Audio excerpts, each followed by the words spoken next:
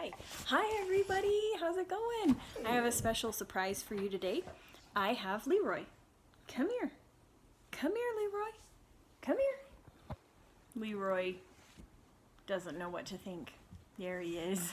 He is colored like an Easter egg. Can you see all of his fun colors that he's got? And then we've got Scooty right here, snuggling me. He loves to listen to me read. There he goes, stretching.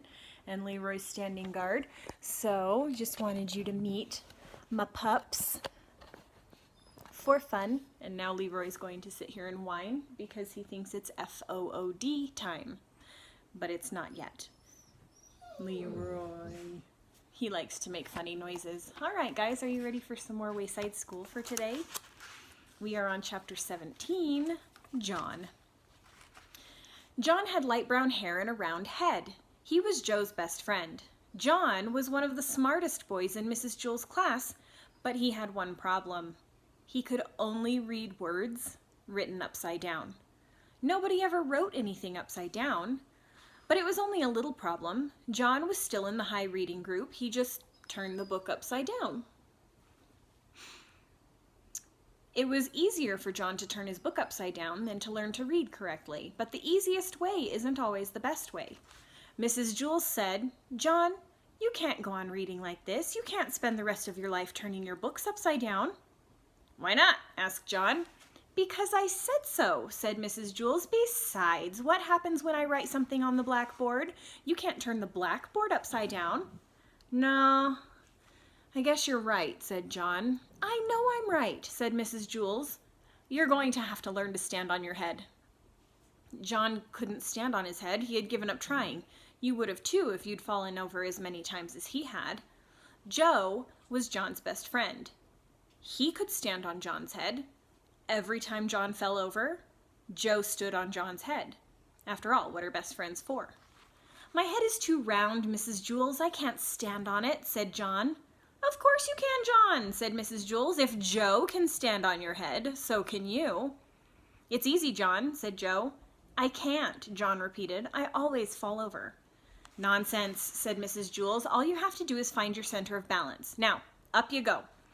John put his round head on the floor and swung his legs up. He fell right over. Then Joe stood on John's head.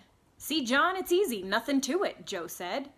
"We'll help you, John," said Mrs. Jewell. "Joe, get off John's head and get me the pillow from under my desk. Nancy, Calvin, come here and give us a hand." Mrs. Jewell took the pillow from Joe and set it on the floor. "All right, John, we'll surround you," she said. "We won't let you fall." John put his head on the pillow and swung his legs up. He started to fall one way, but Nancy pushed him back up. Then he started to fall another way, but Calvin straightened him out. John kept falling a little bit this way and that way until at last he found his center of balance. "Hey, look at me," said John. "I'm up, I'm really up. I'm standing on my head. I found my center of balance. It's beautiful. I can read the blackboard. Hey, Calvin, bring me a book, and you don't have to turn it upside down." Hey, bam! While Calvin went to get the book, John fell flat on his face. "You better stay off my head, Joe," he warned. "Are you all right, John?" asked Mrs. Jewell. "Yeah, I think so. I feel a little funny." "Hey, I can still read the blackboard, and I'm not upside down. I can read right side up now. When I fell, I must have flipped my brain or something." "That's wonderful, John," said Mrs. Jewell. "Here, put the pillow back under my desk. As a reward, you may have a Tootsie Roll Pop. They're in the coffee can on top of my desk." John placed the pillow on top of her desk. Then he looked under the desk, but he couldn't find the Tootsie Roll Pops anywhere. Chapter 18, Leslie. Leslie had 5 fingers on each hand and 5 toes on each foot. For each hand, she had an arm, and for each foot, she had a leg. She was a very lucky girl. And she had 2 lovely, long, brown pigtails that reached all the way down to her waist. When Mrs. Jewell asked a question, Leslie could raise one of her hands. When Leslie was adding, she could count on her fingers. When Paul pulled one of her pigtails, she could kick him with one foot while standing on the other. But Leslie had one problem. She didn't know what to do with her toes. She had 10 adorable little toes and nothing to do with them. As far as she could tell, they served no useful purpose. "Suck your toes, that's what I do," said Sherry. but Leslie's foot wouldn't reach her mouth. Well, that's all toes are good for, said Sherry. She put her foot in her mouth and went to sleep. No, thought Leslie, they must be good for something. They just have to be. During recess, she asked Dana, Dana, what do you do with your toes? I scratch the back of my legs, said Dana. First I scratch my left leg with my right foot, then I scratch my right leg with my left foot. But my legs don't itch, said Leslie. That's good, said Dana. In that case, you can scratch my legs. With your help, I can scratch both legs at the same time. No, never mind, said Leslie. She walked up behind Louis, the yard teacher, and hopped on his shoulders. Louis, said Leslie, I don't know what to do with my toes. Louis tugged her foot. Yes, that is a serious problem, he said, but I'll tell you what I'll do. I'll take them off your hands for you, or rather, your feet. Just cut them off and give them to me. What? Asked Leslie. You don't want them, so I'll take them, said Louis. You won't have to worry about them ever again. No, said Leslie. I'll give them to Miss Mush, said Louis. She can make little hot dogs out of them. Miss Mush was the lunch teacher. No, I'm not going to give my toes away, said Leslie. All right, said Louis. I'll give you a nickel apiece for them. No, you can't have them, said Leslie. Why not? Louis asked. They're no good to you anyhow, and think of all you can buy for 50 cents. The bell rang. I'll think it over, said Leslie. She ran back to class. Mrs. Jules, said Leslie, I don't see any reason for keeping my toes. Oh, Leslie, I'm sure there are a lot of good reasons, said Mrs. Jules. Well, I can't think of any. My legs don't itch and I can't get my foot in my mouth. Louis offered me a nickel apiece for them and it seems like a good deal, but I wanted to check with you first.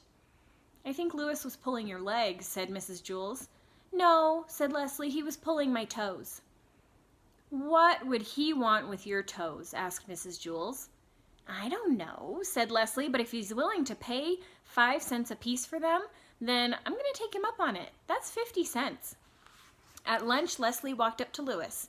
Okay, Louis, she said, you can have my toes for a nickel apiece. That'll be 50 cents. Not so fast, said Louis. Let me look at 'em first. Leslie took off her shoes. Yeah, said Louis. The big ones are good and the ones next to them, but the most I'll give you for the rest of your toes is 3 cents each.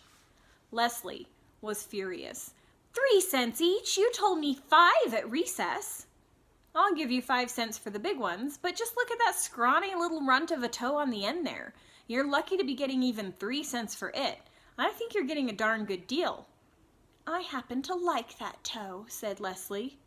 Fine then, said Louis. Keep it. I'll just take the 2 big toes and we'll call it square. He reached in his pocket and pulled out a dime. Nothing doing, said Leslie. These toes are sold as a set.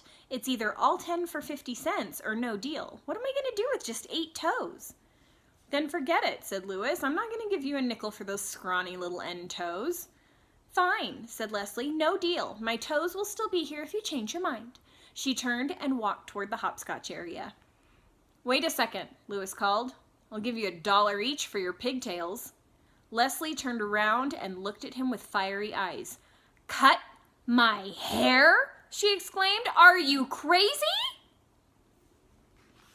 And I'll go ahead and read chapter 19 because it is very, very short. See, there's chapter 19. That's all it is. It's Miss Zarves. Do you remember about Wayside School and the 19th story? Well, we are on the 19th story.